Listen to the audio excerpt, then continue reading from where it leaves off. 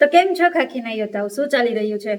દોડવાનું ચાલે છે કે પછી છે એ હમણાં જે નવા સમાચાર છે એ પ્રમાણે તમને બી એ ઉત્સાહ છે કે હવે નિમણૂક પત્ર હાથમાં આવશે, નિમણૂક પત્ર હાથમાં આવશે, કે પછી છે એ નવી ભરતીમાં કઈ ભેગું નથી થતું એવું દેખાય છે કે શું કરવું એ નથી સમજાતું? તો આજના વિડીયોમાં છે તમારી જોડે થોડી ઘણી ચર્ચાઓ જ કરવાની છે. નવી ભરતીને લઈને, ચાલુ ભરતીને લઈને થોડી ઘણી છે વાતો કરશું. પણ આપણે છે એ ચાલુ કરીએ ને વિડીયો એની પહેલા તમે લોકો ચેનલને સબસ્ક્રાઇબ ના કરી હોય તો જલ્દીથી છે ચેનલને સબસ્ક્રાઇબ કરી લેજો. ઘણા બધા લોકો છે તમે વિડીયો તો જુઓ છો પણ છે ચેનલને સબસ્ક્રાઇબ નથી કરતા, એટલે ફટાફટ છે ચેનલને સબસ્ક્રાઇબ કરી લેજો. પેલું તો એ કે આ હાલમાં જે પણ અપડેટ છે ને એ પ્રમાણે દીપક રાજાણી સરે ટ્વીટ કરીને એવું કીધું છે કે પોલીસ ભરતીમાં જે પણ કોન્સ્ટેબલમાં પાસ થયેલા છે, LRDમાં જે પણ લોકો પાસ થયેલા છે એવા લોકોને હવે છે એ આ અઠવાડિયામાં આવતા અઠવાડિયામાં છે નિમણૂક પત્ર આપવાના છે. 23 કે 24 તારીખની આસપાસ છે તમને નિમણૂક પત્ર આપશે અને એની ઓફિશિયલ છે અપડેટ એ બી આવી જશે અને તમને છે એ તમારા મેલમાં બી તમને અપડેટ મળી જશે. એટલે તમારે એક તો તમારા છે મેલ ચેક કરતું રહેવું. તો એક તો અત્યારે આ અપડેટ છે. બીજું એ કે PSIનું રિઝલ્ટ છે એ ક્યારે આવવાનું છે, કારણ કે PSIનું દોડ પાછી આવી ગઈ ને રિઝલ્ટનું કાંઈ છે ઠેકાણું નથી. તો એ પણ હવે છે આ મહિનાનો એન્ડિંગમાં કહે છે કે ડિસેમ્બરના એન્ડ સુધીમાં છે એ PSIનું રિઝલ્ટ બી આવી જશે. એટલે આ તો છે એ ચાલુ ભરતી છે ને એને લઈને થોડી ઘણી ચર્ચાઓ હતી. એમાં ઘણા લોકોને છે મને એ ક્વેશ્ચન હતા કે નિમણૂક પત્ર આપશે ત્યારે છે એ જિલ્લા ફાળવણી થઈ જશે કે કેમ, આપણને કયો જિલ્લો મળે છે ખબર પડી જશે કે કેમ? તો હા મિત્રો, મને જ્યાં સુધી ખબર છે ને ત્યાં સુધી નિમણૂક પત્ર આપશે ને ત્યારે તમને ખબર પડી જશે કે તમને કયો જિલ્લો મળેલો છે, તમારે કયા જિલ્લામાં કામ કરવાનું છે, બરાબર. અને બીજો ક્વેશ્ચન એ મને હતો કે આપણે જિલ્લા ફાળવણી થઈ જાય બરાબર, પછી આપણે મેડિકલ છે આપણે જે જિલ્લો મળ્યો હોય એમાં હોય કે પછી આપણે છે એ જ્યાં પરમનન્ટ રહેતા હોય, આપણું પરમનન્ટ એડ્રેસ જ્યાંનું બોલતું હોય ત્યાં મેડિકલ કરવામાં આવે છે. આ એક ક્વેશ્ચન મને વારે વારે હતો. ઘણા લોકોનું કેવું એવું છે કે મેડિકલ છે ને એ તમને જે જિલ્લો મળે ને એ જિલ્લામાં થાય છે અને મને ખ્યાલ છે ને ત્યાં સુધી મેડિકલ તમારું તમારા જિલ્લામાં થાય છે. મતલબ કે તમને તમારું પરમનન્ટ એડ્રેસ જ્યાંનું બોલે છે ને એ જિલ્લામાં તમારું છે એ મેડિકલ થશે. એટલે મારા ખ્યાલ પ્રમાણે તો છે તમારું આધાર કાર્ડમાં જે બી એડ્રેસ બોલતું હોય છે અથવા તો પરમનન્ટ એડ્રેસ જ્યાંનું હોય છે ને ત્યાંના છે એ સિવિલ હોસ્પિટલમાં તમારું મેડિકલ થશે. એટલે એક ચાલુ ભરતીને લઈને છે ને આવા ક્વેશ્ચન મને વારે વારે હતા કે બેન આમાં આવું કેમ થાય, તમે જિલ્લા ફાળવણી તો કયો, આપણે ખબર પડી જશે કે કેમ? તો હા, એ બી ખબર પડી જશે જ્યારે તમને નિમણૂક પત્ર આપશે ને કે તમારે કયા જિલ્લામાં કામ કરવાનું છે. અને જેલ સિપાહીનું બી પૂછતા હતા જેલ સિપાહીમાં ટ્રેનિંગનું શું હોય છે એમ, કે આ એલા જે હથિયારી બિન હથિયારી એ લોકો જોડે છે એ ટ્રેનિંગ હોય છે કે અલગ અલગ? તો જેલ સિપાહીની ટ્રેનિંગ છે ને એ અલગ હોય છે. આઈ થિંક જ્યાં સુધી મને ખ્યાલ આવ્યો છે ને, જ્યાં સુધી મારા ધ્યાનમાં આવ્યું છે ત્યાં સુધી પહેલા છે જેલ સિપાહીને નોકરી કરવાની હોય છે ને પછી ટ્રેનિંગ હોય છે. જેવી રીતે છે હથિયારી બિન હથિયારી લોકોને પહેલા ટ્રેનિંગ હોય છે ને પછી નોકરી હોય છે. આ લોકોને જેલ સિપાહીને પહેલા છે એ નોકરી હોય છે ને પછી આઈ થિંક 1 વર્ષ પછી કે એ લોકોને ટ્રેનિંગ હોય છે. એટલે એ લોકોની ટ્રેનિંગ છે એ અલગ થઈ છે.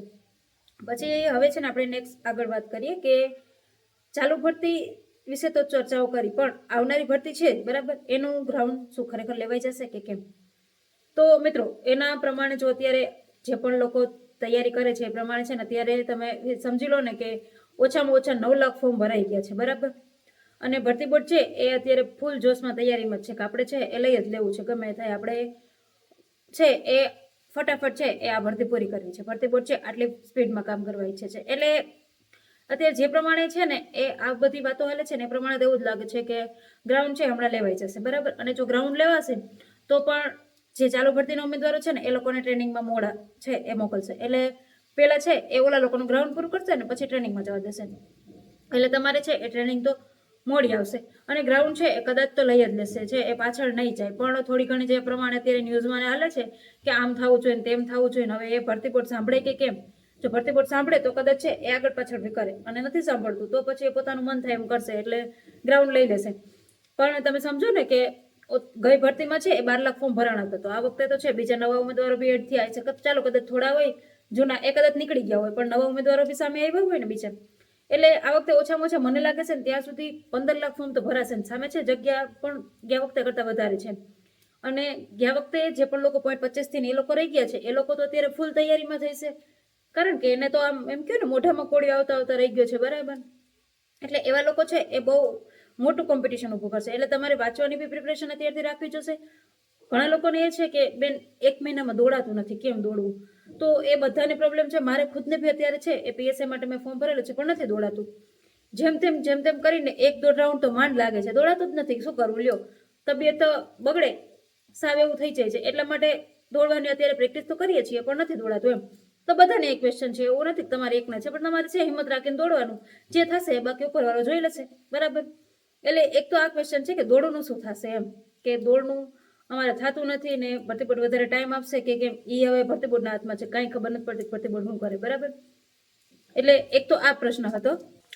બીજો એક એ પ્રશ્ન હતો કે ભરતી બોર્ડ દોડના માર્ક્સ છે એ એડ કરશે કે કેમ, કારણ કે ગામડાના લોકો જે બી છે એ ઉમેદવારોને જોડે છે ખોટું થઈ રહ્યું છે, કારણ કે એમને કદાચ વાંચવા લખવાનો ટાઈમ ઓછો મળે અને સિટીના હોય એમને વાંચવા લખવાનો ટાઈમ પૂરતો મળતો હોય, પણ એ છે એ ગ્રાઉન્ડમાં ના ચાલતા હોય એમ.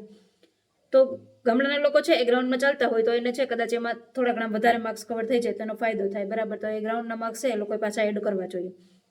એવી અત્યારે છે એ આપણને ખબર છે, ન્યૂઝમાં એવી વાતો ચાલી રહી છે, બરાબર. પણ તમે સમજો કે ગ્રાઉન્ડના માર્ક્સ એડ કરવા હતા ને એ લોકોને, તો જ્યારે નવા આરઆર એ લોકોએ જાહેર કર્યા ને ત્યારે જ એ લોકો એડ કરી દે, પણ ના કર્યા, કારણ કે ભરતી બોર્ડને છે એ ગ્રાઉન્ડના માર્ક્સ એડ નથી કરવા, ગ્રાઉન્ડના માર્ક્સ છે નથી રાખવા, એમાં ખાલી છે એ પાસિંગ થવાનો ક્રાઇટેરિયા જ રાખવાનો હતો, બરાબર. એટલે હવે અત્યારે આપણે વાત કરીએ ને તો તમે અત્યારે છે એ લોકો રજૂઆત કરે છે એ વાત બરાબર છે, પણ અત્યારે આપણે સમજીએ ને તો એ લોકો પાછા છે એ નવા આરઆર બનાવે, પાછી બધી પ્રોસેસ ફરીથી થાય, તો એમાં છે ને થોડોક ટાઈમ જાય. એટલે ગ્રાઉન્ડના માર્ક્સ એવું નથી લાગતું કે આ વખતે લાગીએ, બરાબર. એટલે જે પણ લોકોને છે ગ્રાઉન્ડ ન થતું હોય એ લોકો માટે ખાસ કે તમે લોકો છે થોડીક મહેનત રાખજો. જો મહેનત રાખશો, ગ્રાઉન્ડ ક્લિયર કરી રહેશો ને તો આ વખતે કોમ્પિટિશન છે એ બહુ ઘટી જશે.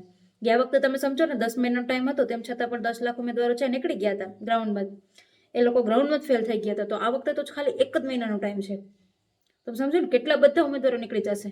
સાવ એટલે સાવ નજીવી કોમ્પિટિશન રહેશે, બરાબર.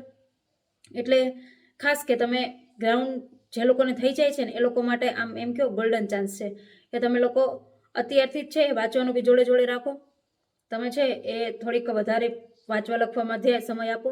તમારે છે એ જોબ પાકી છે એમ સમજી લેજો. અને જે લોકોને એક છે મેથ્સ રીઝનિંગ નથી આવડતું, બરાબર, એમાં વાંધો પડે છે કે એમાં તકલીફ પડે છે, તો જે બી લોકો છે તો એ લોકો માટે બી ખાસ કે મેથ્સ રીઝનિંગ માટે અત્યારે થોડો ઘણો તમારી પાસે સમય છે ને તો વાંચી લેજો.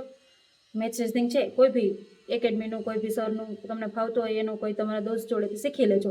મેથ્સ રીઝનિંગ આ વખતે છે ને પીએસઆઈના પેપરમાં હતું ને એવું નહીં આવે કે ચાલો મસ્તીમાં પેપર કાઢી લીધું ને સાવ ઇઝી પેપર મૂકી દીધું. આ વખતે અત્યાર સુધી એટલા લીધે પીએસઆઈનું છે રિઝલ્ટ નથી આવ્યું, બરાબર. એટલે છે એવું પેપર નહીં આવે. પેપર છે એ મેથ્સ રીઝનિંગનું લેવલવાળું આવશે. 40% ક્રાઇટેરિયા છે ને એ પૂરો કરવો અઘરો લાગશે. એટલે અત્યારથી તમે થોડીક તૈયારી રાખશો ને તો જ એનો ફાયદો થશે, બાકી પછી છે હેરાન થઈ જશો. એટલે ખાસ એક છે મેથ્સ રીઝનિંગમાં તમે ધ્યાન રાખજો. આ છે ને દરેક વિડીયોમાં કહેવાનો મતલબ એ જ છે કે ગયા વખતે ઘણી મને એવી કોમેન્ટ આવે છે કે બેન અમારે છે ને કટ ઓફ કરતાં વધારે માર્ક્સ છે પણ મેથ્સ રીઝનિંગમાં માર્ક્સ ના થયા, પાર્ટ એમાં માર્ક્સ ના થયા ને એટલે અમે મેટ્રિકની બહાર નીકળી ગયા, બાકી છે એ જોબ બાકી હતી. એટલે આવું ના થાય ને એના માટે છે તમને વારે વારે આવું કહેવામાં આવે છે કે તમે લોકો મેથ્સ રીઝનિંગ પર વધારે ધ્યાન આપજો, મેથ્સ રીઝનિંગ પર વધારે ધ્યાન આપજો.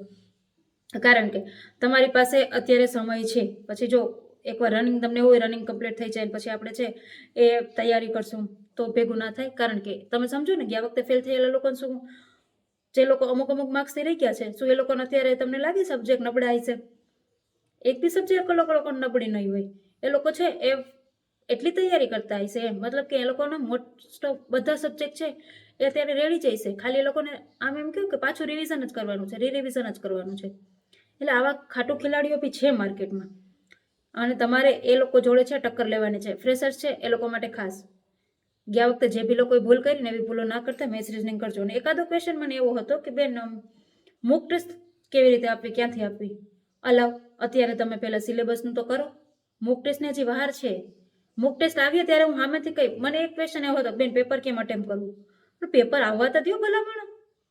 તમે અત્યારથી પેપરને કાંઈ કરો, અત્યારે પહેલાં દોડવાનું કરો, મેથ્સ રીઝનિંગ વાંચવાનું કરો, બંધારણ આવા સબ્જેક્ટ પહેલાં કરો. પેપરને હજી વાર છે. પેપર આવશે ત્યારે તમારે નહીં કહેવું પડે, હું તમને સામેથી જણાવી કે કેવા અટેમ્પ કરવા, કયા ના કરવા, હું ભૂલો કરી હતી એ ભૂલો ના કરી, ખોટા વધારે રિસ્ક ના લેવા, આ બધી વાતો ત્યારે આપણે કરશું. પણ અત્યારે જેમાં ધ્યાન આપવાનું છે ને એમાં ધ્યાન આપો. તો બસ આજના વિડીયોમાં છે ને આવી જ છે તમારી જોડે વાતો કરવાની. બાકી આના સિવાય તમને એવું લાગતું હોય ને કોઈ બી ક્વેશ્ચન હોય કે બેન આ નથી સમજાતું, આમ નથી થતું, તો તમે છે એ કોમેન્ટમાં પૂછજો. બાકી છે પછી મળશું નવા વિડીયોમાં નવી માહિતી સાથે.